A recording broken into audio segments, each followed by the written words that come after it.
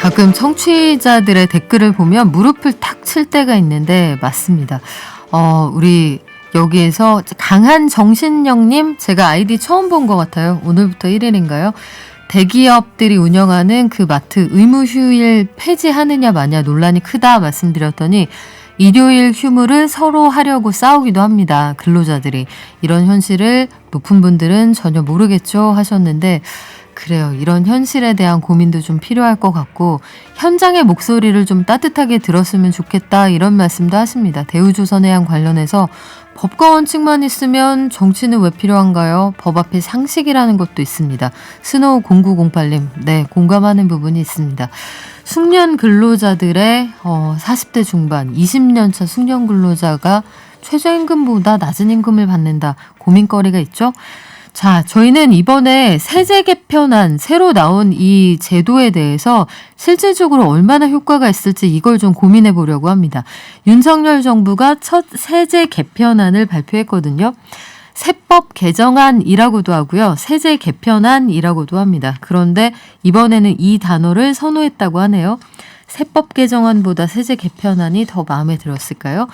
과도한 세부담을 완화하겠다. 이게 첫 번째 브리핑의 그 정책 목표였는데 14년 만에 최대치인 13조 원 규모의 대대적인 감세 방안입니다.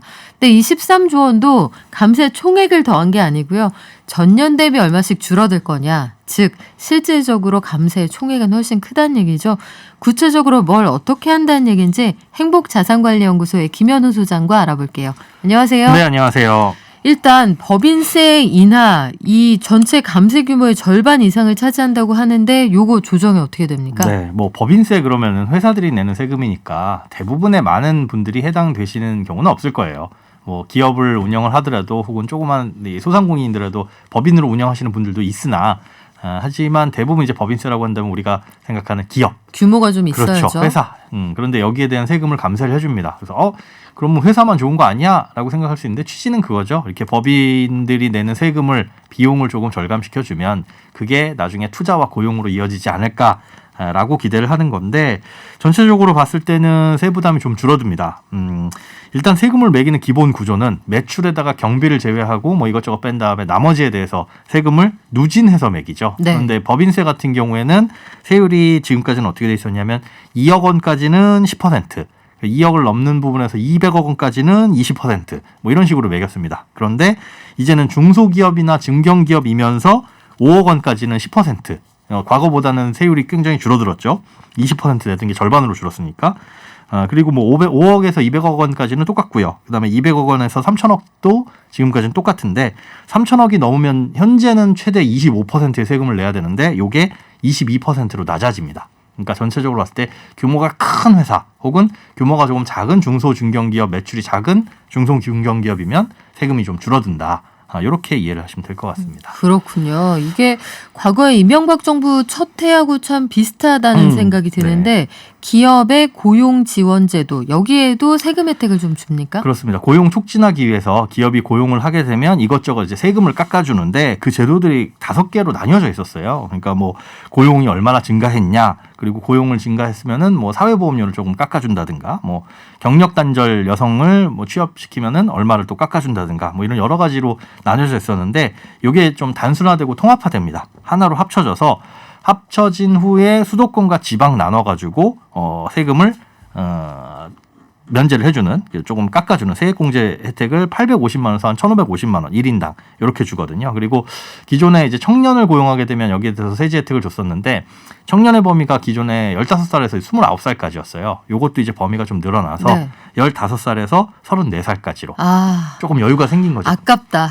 아슬아슬하게 청년 탈락했어요.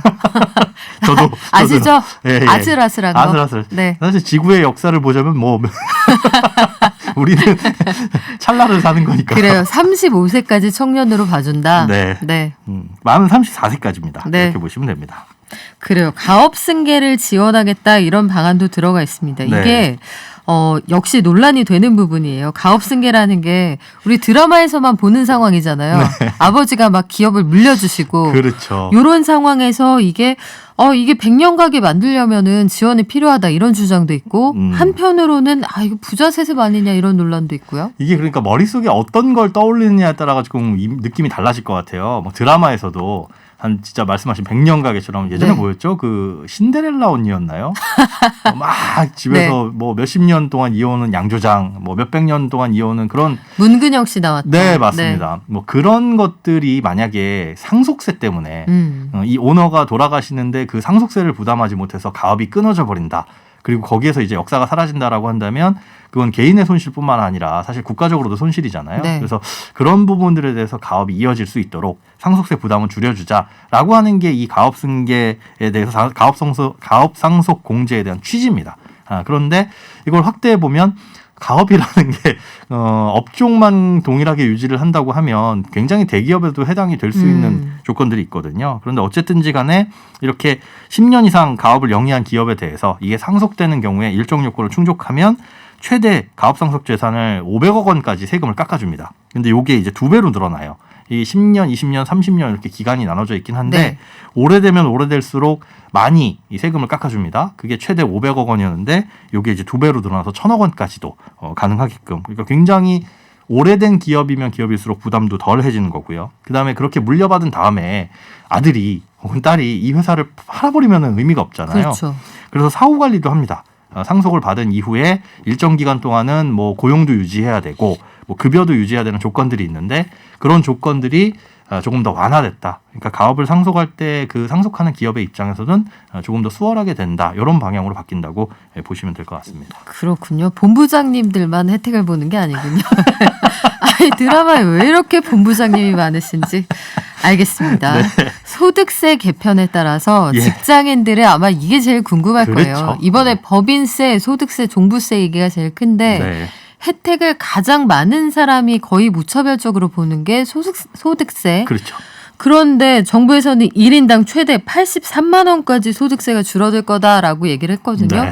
근데 그래서 나는 얼마 요거 따져봤을 때 과표별로 표정이 좀 엇갈린다 이런 얘기가 있네요. 맞습니다. 다 다릅니다. 이건 다 다를 수밖에 없는데 이 소득세는 근로자뿐만 아니라 지금 뭐 신문기사에는 대부분 직장인들만 포커싱이 돼 있는데 사실은 소득이 있는 모든 분들이죠. 종합소득세율이 바뀌는 거니까. 자영업 하시는 분들도 다 해당 해당됩니다. 과표에 해당이 되면 그렇죠. 세금 줄어드는군요. 맞습니다. 근데 이 소득세에 대한 그 세율 구조를 조금 아셔야 되는데 소득세는 누진 구조입니다. 일종의 할증 형태예요. 이걸 예를 들어서 어떤 외국에 갔더니 택시를 탔어요. 네. 근데 그 나라 택시 요금은 희한해서 처음에 출발할 때는 미터당 10원만 받다가 뭐 1km가 넘으면 미터당 30원 받고 5km가 넘으면 미터당 50원 받고 오. 이렇게 오래 가면 많이 네. 갈수록 올라간다. 물론 이제 택시는 중간에 내리면 되지만 못 내린다고 가정을 하고 이렇게 총 요금이 거리에 비례해서 나중에 더 무거워지는 처음에는 적게 내더라도 이런 구조가 이제 우리 세율 구조거든요.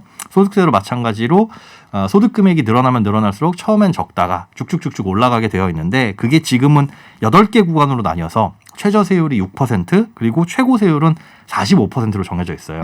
이게 뭐 OECD 국가 중에서 보면 꽤 높은 편에 속합니다. 구간도 많은 편이고요. 이렇게 많다 보니까 맨 아래 2개의 구간을 조정을 합니다. 이번에. 이렇게 조정하는 이유는 이게 정해진 지가 벌써 2008년 이후에 안 만져졌으니까. 14년 됐네요. 예.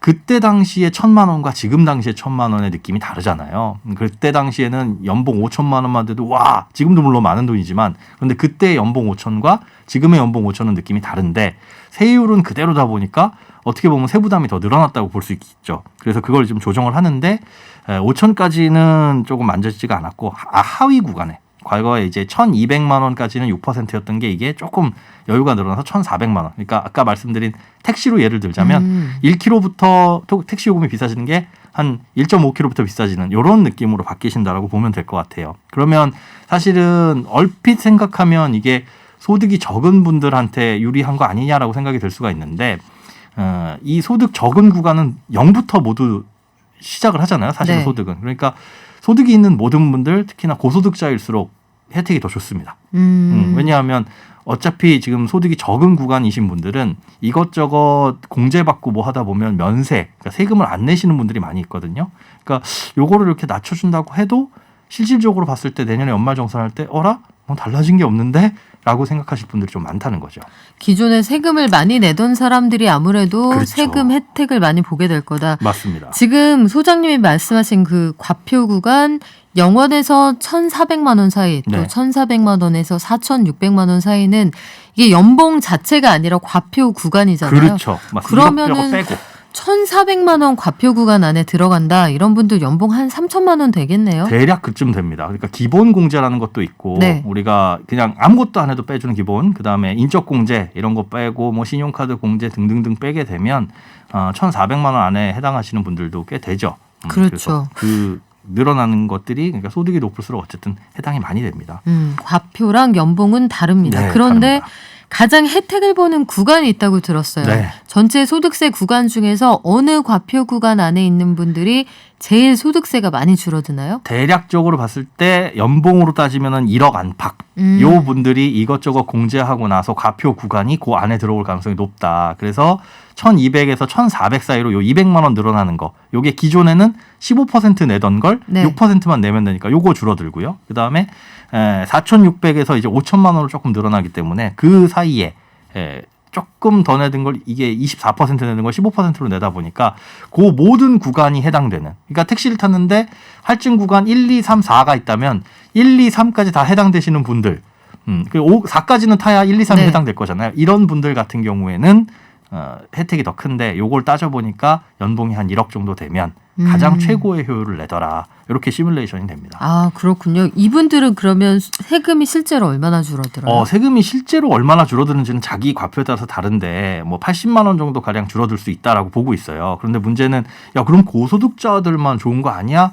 그리고 그렇게 되면은 전체적으로 봤을 때 세수가 줄어드는 거 아니야라고 볼 수 있어서 우리가 근로소득 세액공제라는 기본적인 제도가 있습니다. 이건 뭐냐면 그냥 세금을 그냥 깎아주는 거예요. 그냥 깎아주는 제도가 있는데 그게 조금 낮아지기는 했어요. 그래서 전체적으로 봤을 때는 전부 다 세금 부담이 조금 완화되고 특히나 이제 1억 연봉 가까우신 분들에게 세금이 좀 더 많이 줄어들긴 하는데 그 부분에 대해서 좀 완충이랄까 뭐 조금 더 내는 방식으로 세액공제가 약간 줄어들기는 합니다. 네, 이번에 과표에 따라서 최대 소득세가 54만 원까지 줄어들고 여기에 식대 비과세 이런 것까지 그렇죠. 더하면 대략 83만 원 정도 연간 여기까지 혜택을 보는 분들이 나온다고 하는데요.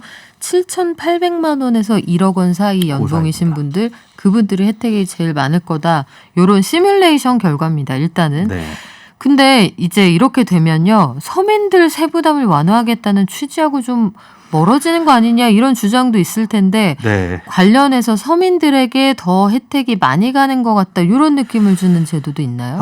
요게 사실은 처음에는 그런 느낌인데 들여다보면 이것도 아닌 것 같은 느낌이 드는 제도들이 있어요. 구체적으로 한번 볼게요. 연금 계좌에 대한 세제 혜택입니다. 우리가 보통 연금저축이라든가 아니면 IRP를 평상시에 납입을 하면 납입분의 일정 금액을 세액공제 해주죠. 그러니까 네. 소득세를 깎아주고 나중에 가서 연금소득세를 내게 되는 게 있는데 요 연금저축이나 IRP의 한도들이 있습니다. 연금저축은 연간 400만 원, IRP는 연금저축과 합쳐서 700 혹은 단독으로도 700까지 가능한데 이게 각각 200만 원씩 늘어나요. 그러니까 지금 납입을 더 많이 하면 세액공제를 더 많이 해주겠다. 이런 식으로 늘어나는 거죠. 이건 이제 내년 납입분부터 바뀌는 겁니다.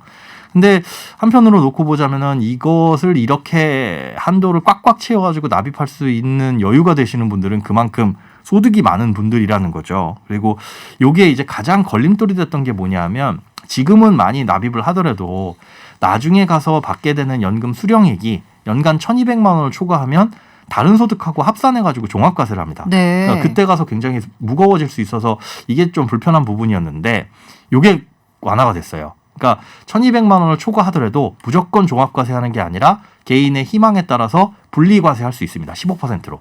그러면 1,200만 원을 초과하면서 소득이 엄청나게 많으신 분들은 분리하는 게 유리하고요. 아니면 그냥 종합과세 하는 게 유리하거든요. 그럼 그렇게 바뀌었다고 했을 때 누가 유리하냐? 소득이 많을수록 유리하다. 이런 답이 나오는 거고요.